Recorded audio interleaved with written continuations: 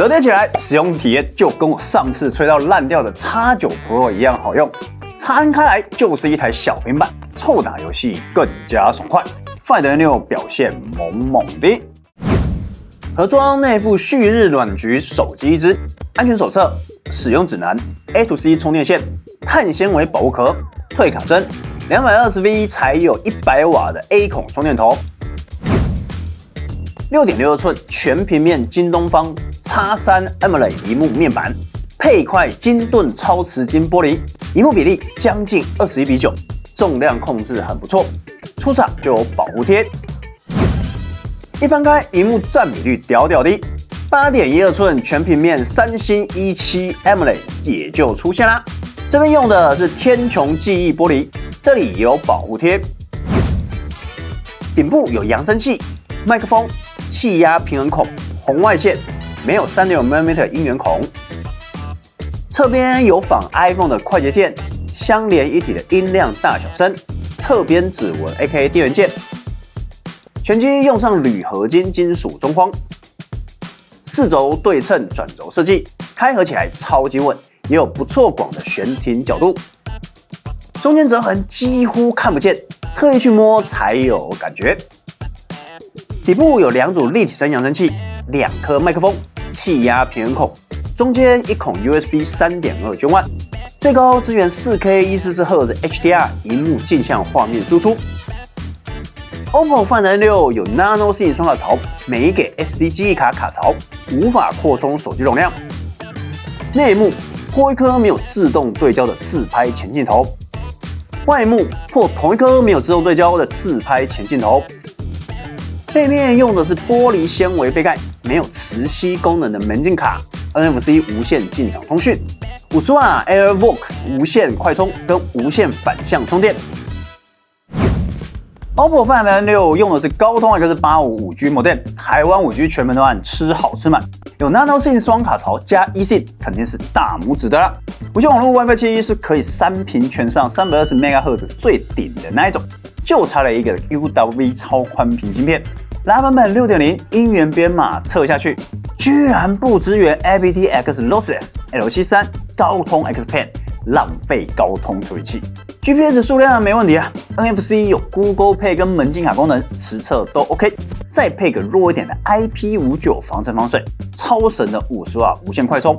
台版開價68900，買得起的肯定是大拇指的啦。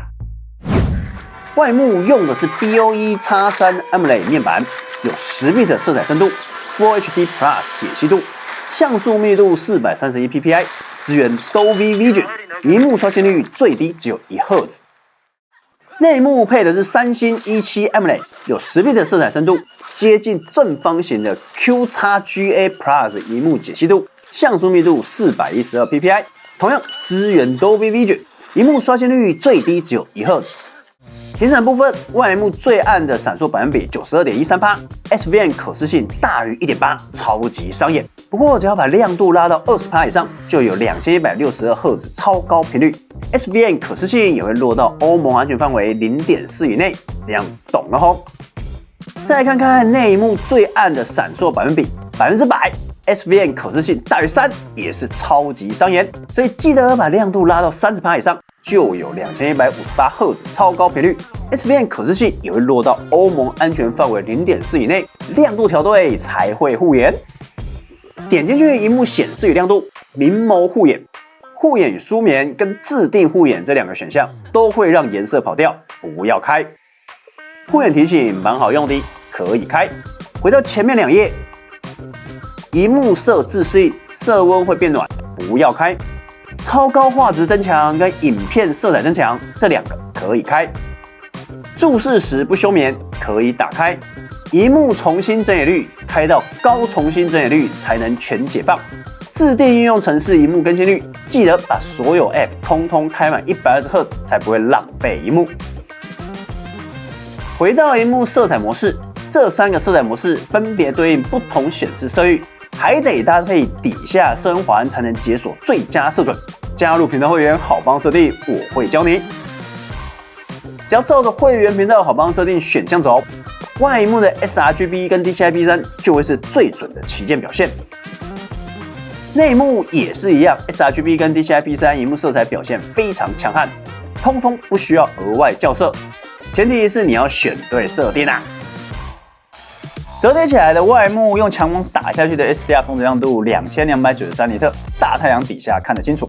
HDR 有2564尼特，旗艦表現。翻開後的內幕 SDR 掉到1103尼特，少了一半。不過 HDR 一樣有2787尼特，旗艦表現。要玩專業的就記得把環境色自適應護眼功能通通關掉。影片色彩增強，不會有過濃過豔噁心感，可以放心開。而且內幕外幕設定通通可以聯動設定，一次全部搞定。加入頻道會員，我會教你選出最佳色準。超級感謝，記得抖內。外幕串流車輪 ，YouTube 沒辦法點燈 8K 解析度 ，Netflix 有 Dolby Vision HDR10 Plus 外加沉浸式音效 ，Disney Plus 只有弱弱的 SDR。Apple TV 跟 HBO Max 都有杜比世界，點燈超厲害。展開後的內幕也是點好點滿，除了不爭氣的 Disney Plus，OPPO Find N6拿下安卓界的串流大滿貫，影音體驗滿分啦。Find N6高通 CPU 對上 Find X9 Pro 連發科，直接王對王，單圈效能只差1咪咪，連跑20圈，最高分都很強。倒是最低分掉的有點多，燒機穩定度降到54.1%，有點慘啊。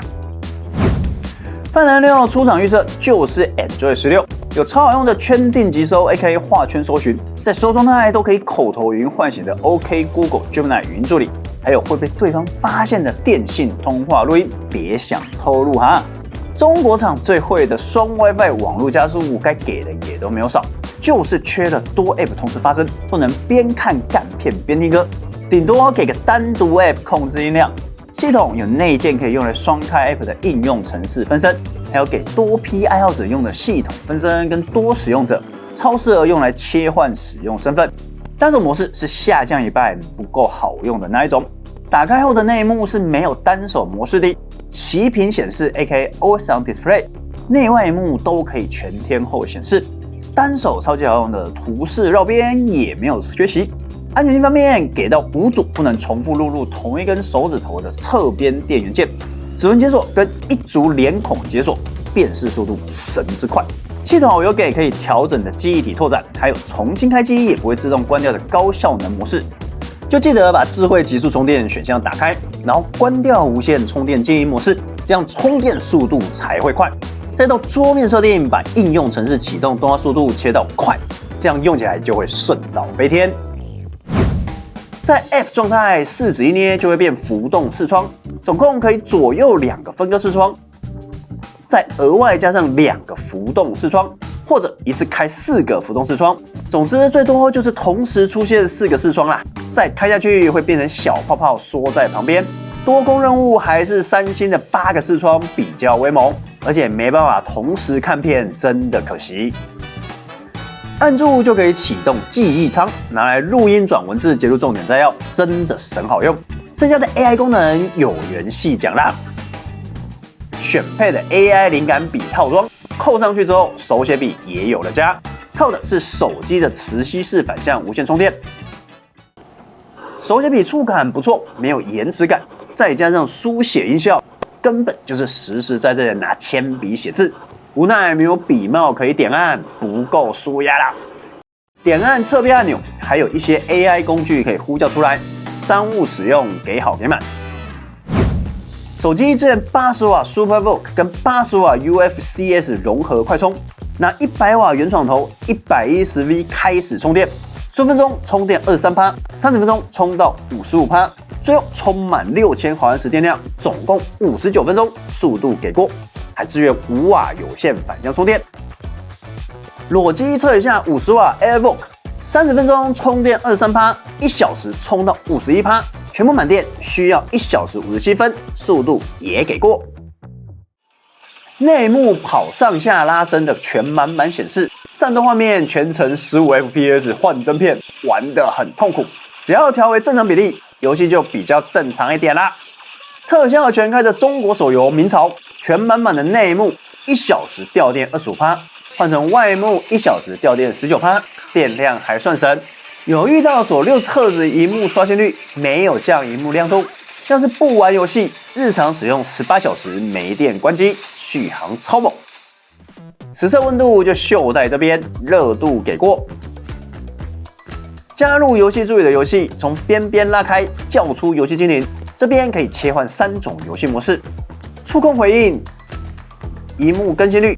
下面還有很多選項可以開，當然也有支援旁路充電。其他選項看過就好。左上一顆三星 S5KJN5 感光元件，有 OIS 光學防手震。5千萬畫素長焦跟微距鏡頭，最遠有120倍 AI 長焦跟最近10公分微距近拍。下面一顆 OIS 光學防手震的2億畫素廣角主鏡頭。右上一顆三星 S5KJN5 感光元件，有自動對焦的5千萬畫素超廣角鏡頭。右下原色真彩鏡頭，2顆前鏡頭都是沒有自動對焦的2千萬畫素自拍前鏡頭，鏡頭都有哈蘇加持。一顆可以調整燈光強弱的雙色溫補光燈。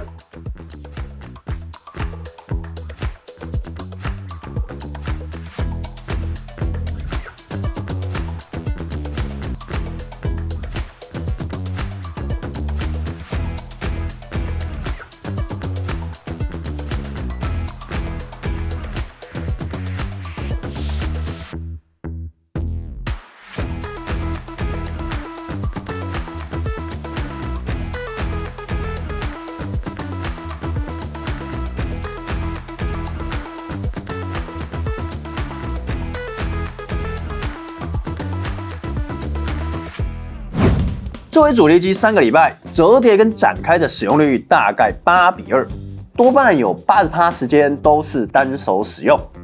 但是只要螢幕一展開，那就是我雙手操作的認真模式。這個少少的20%專注時間，就會是前所未有的小平板超優質體驗。折疊起來就是一台 X9 Pro 既視感，展開螢幕就是一台電競遊戲商務使用小平板，而且通通可以塞進你的小口袋，體驗倍兒棒。不過拿來看電影會有厚厚的上下黑邊，我自己也是覺得礙眼啦。但是瑕不掩瑜，非常好用。要電池有電池，要輕薄有輕薄，要效能有效能，就差沒給2顆前鏡頭自動對焦，藍牙吃不到 FTX Lossless， 離完美就差一點點。加入頻道會員解鎖超神準螢幕設定，置頂留言記得要看，我是可以為神，拜。